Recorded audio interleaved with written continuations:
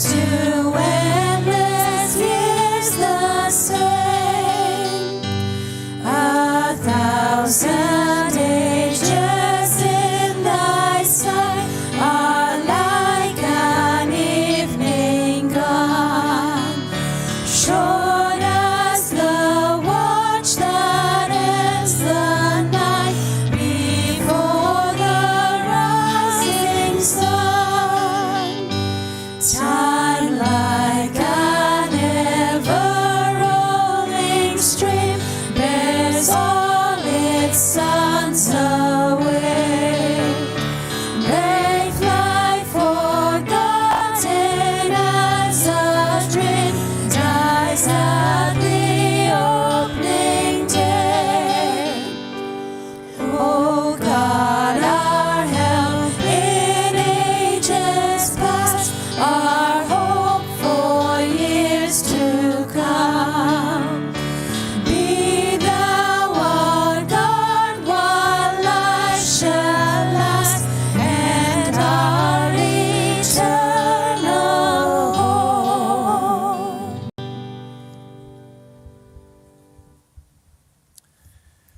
As we get closer to November 11th, we take some time to remember those who ultimately paid the ultimate sacrifice for the freedoms and the life that we can actually enjoy here in Canada, and the freedom we have here to still gather. So it's quite a thing. We live in a world that is fallen, and sometimes people in the church have been called to take up arms and to defend and to protect, and we just want to honor that today, and to know that those freedoms come at a cost. And even today, as we see the world radically shifting, we're reminded of that. So why don't we all join together in singing O Canada?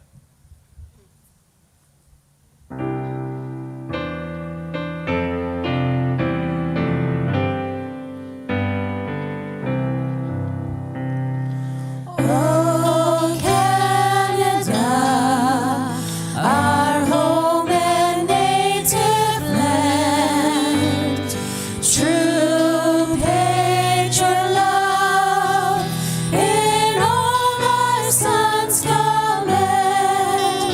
With glowing hearts we see thee rise, the true North, strong and free. From far and wide, O Canada, we stand on guard for thee. God keep our land glorious and free. O Canada, we stand on guard for thee. O Canada, we stand on guard for thee. Ruler supreme, who hearest humble prayer, hold our dominion in thy loving care.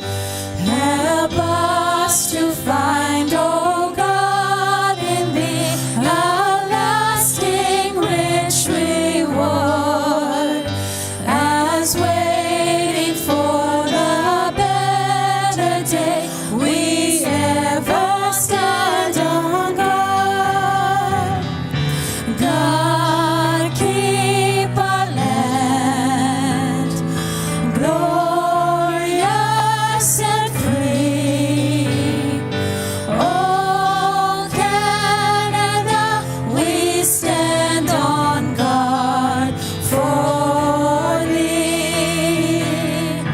O Canada, we stand on guard for thee.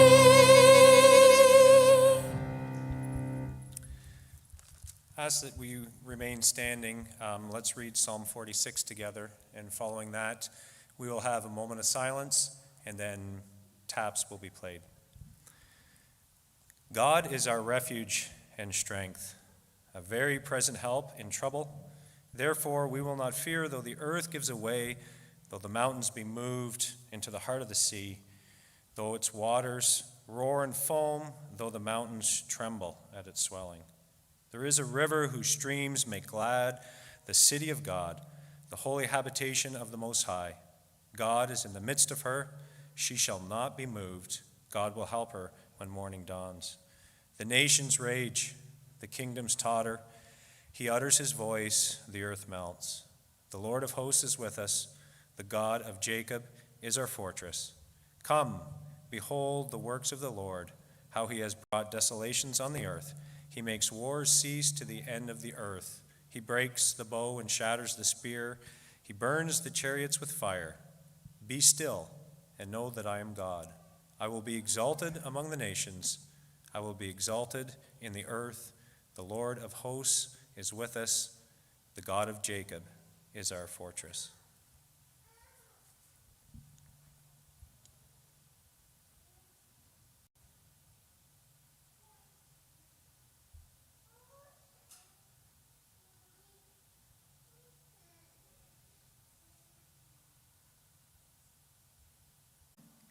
So they said to him, "What should we do to you that the sea may become calm for us?" For the sea was becoming increasingly stormy. He said to them, "Pick me up and throw me into the sea. Then the sea will become calm for you, for I know that on account of me this great storm has come upon you." However, the men rowed desperately to return to land, but they could not, for the sea was becoming even stormier against them. Then they called on the Lord and said, "We earnestly pray, O Lord, do not let us perish on account of this man's life, and do not put innocent blood on us. For you, O Lord, have done as you have pleased." So they picked up Jonah, threw him into the sea, and the sea stopped its raging. Then the men feared the Lord greatly, and they offered a sacrifice to the Lord and made vows. And the Lord appointed a great fish to swallow Jonah, and Jonah was in the stomach of the fish 3 days and 3 nights. The word of the Lord for us today.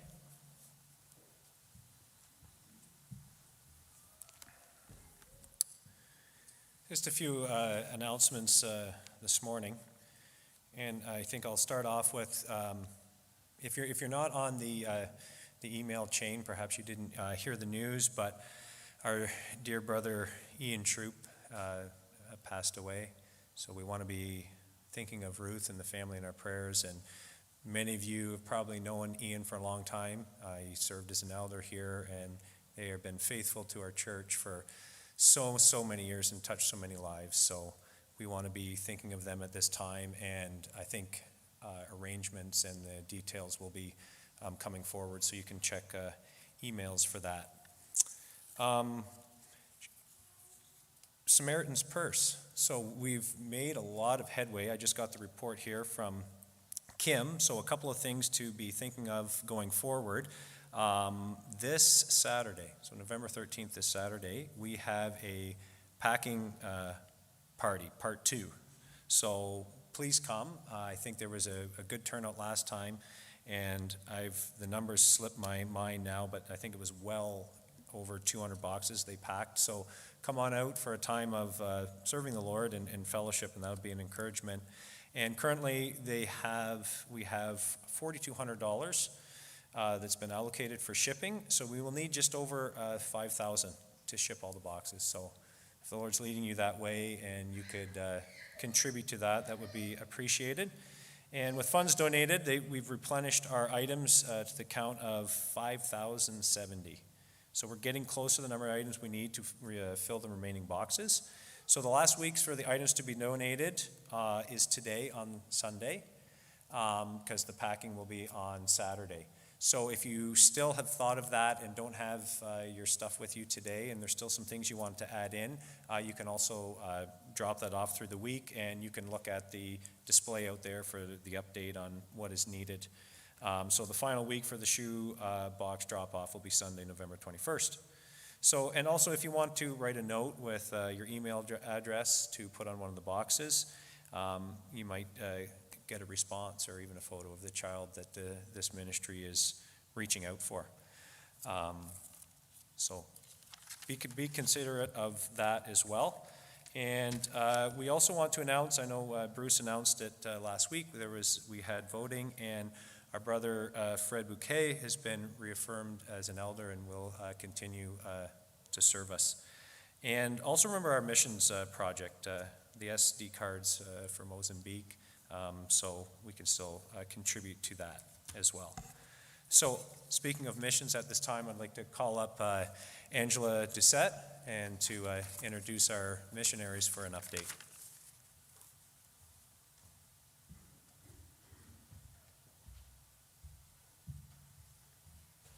Morning. It's good to see everyone. First of all, I just wanted to say thank you. The response to the SD card project for the missions conference has been overwhelming. I was just talking to John last week about how they're processing it. They have found a company that is less expensive, so that means almost able to double the amount of cards that are purchased. I don't have the final numbers yet, but I'll let you know how many of these cards will be going out based on the donations from Newcastle. But John was absolutely overwhelmed by the response and so thankful, and he has gone to Mozambique. He left, I think, a week ago. And he started by taking 5,000 cards with him. So he's going to update us on how the distribution has gone and all those kinds of things. So I'm going to be excited to share with you how that goes.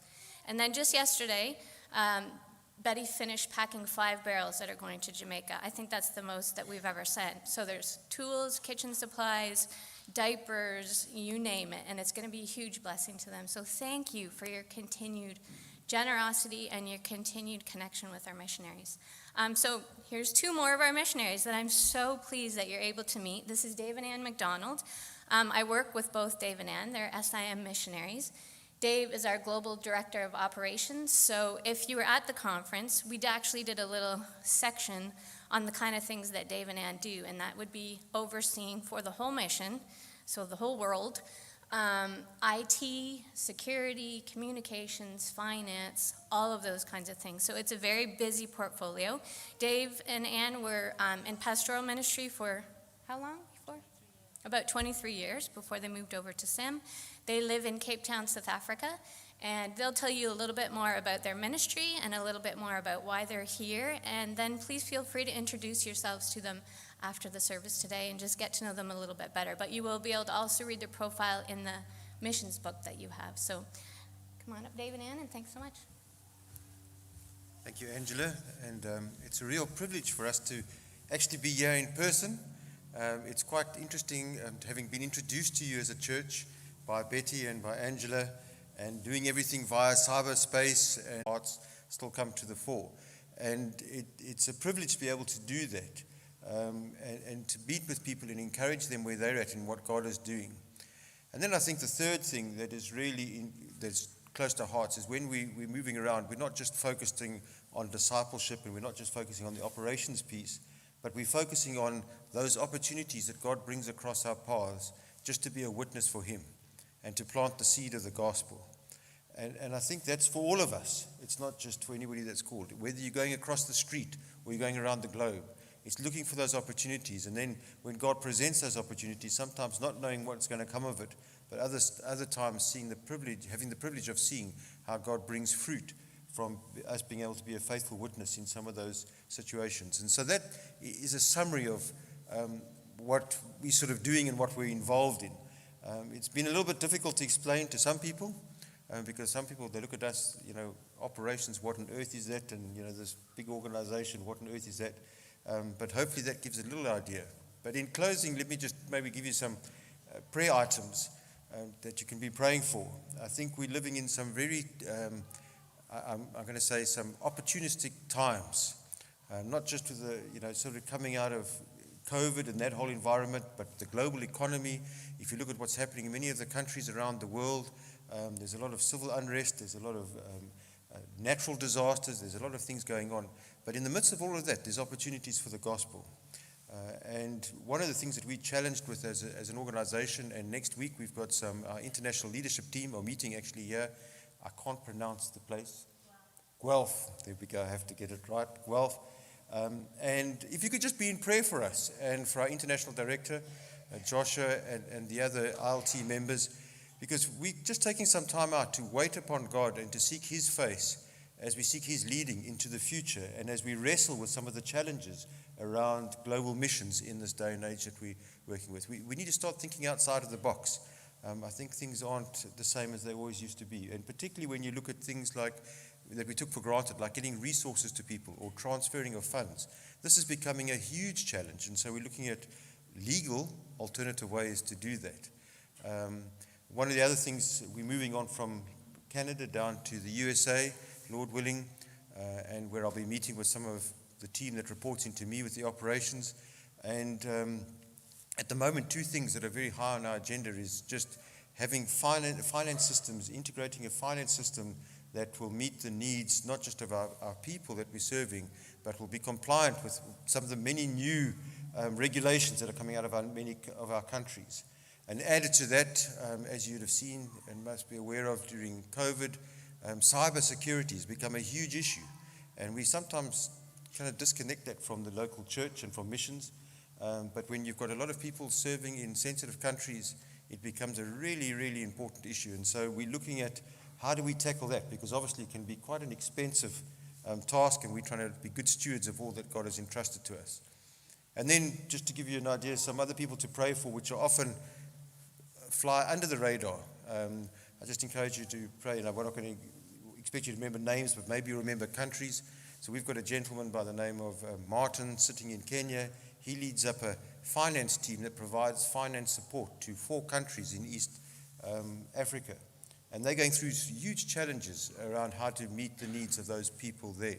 We've got another finance team sitting in South Africa, serving 9 countries in Southern Africa. And again, facing very similar challenges. And just if you can just remember praying for that team. In South America, we've got a gentleman by the name of Daniel. He lives in Brazil, and he's providing operational support to the directors of the countries where we've got ministry. And again, some huge challenges. But if the Lord prompts you to be reminded of these places, just be in prayer for sometimes these people that we don't focus on as they serve God in this area of operational and administrative ministries. So we thank you for this opportunity, and I'm sure there will be more time to ask us questions if you'd like afterwards. And the Lord bless you in what you're doing as you serve Him here in Newcastle. Thank you.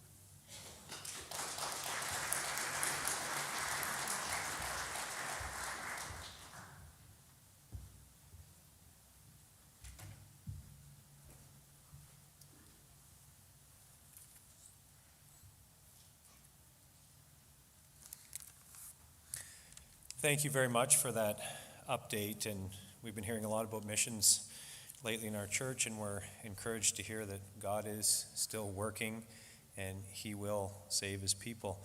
As we come to prayer this morning, just a few items to remember.